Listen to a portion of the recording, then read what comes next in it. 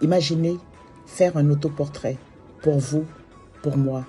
Pas toujours simple de se décrire.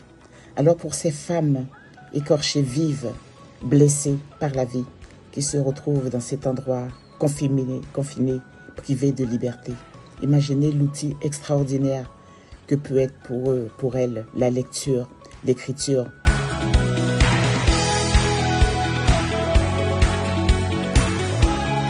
J'ai pu faire en fait des photographies, donc reportages lors des différents ateliers, notamment sociaux, esthétiques, écriture, lecture.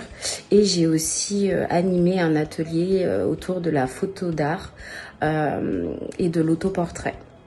Pour ces femmes, faire leur autoportrait écrit avec moi, ce fut paradoxalement simple et difficile.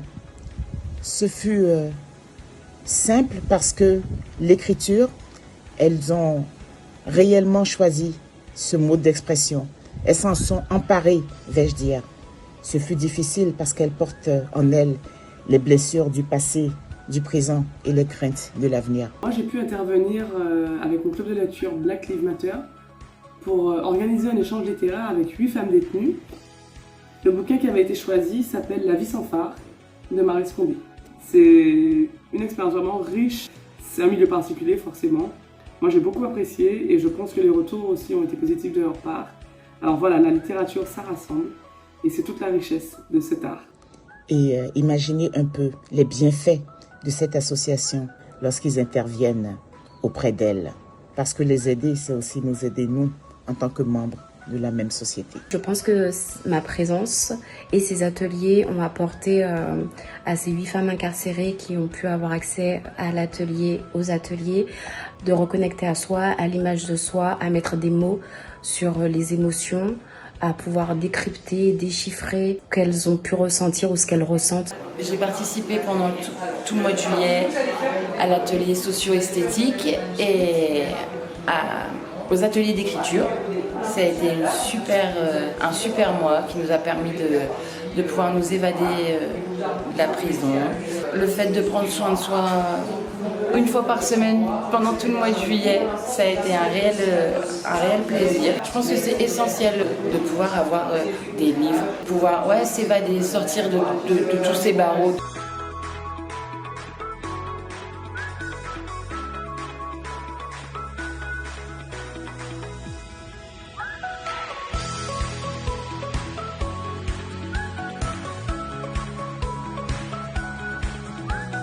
Moi c'est Dani, socio-coiffeuse, donc bénévole de l'association Un Autre Regard. Et ça m'a fait plaisir moi aussi d'être là aujourd'hui pour donner du plaisir à ces dames.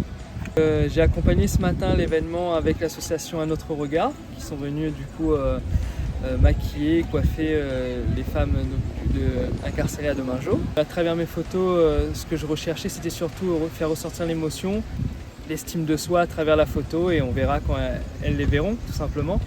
Je pense que ça leur a fait énormément bien puisqu'elles sont parties la joie au cœur. Vraiment, ça leur a fait bravo pour elles.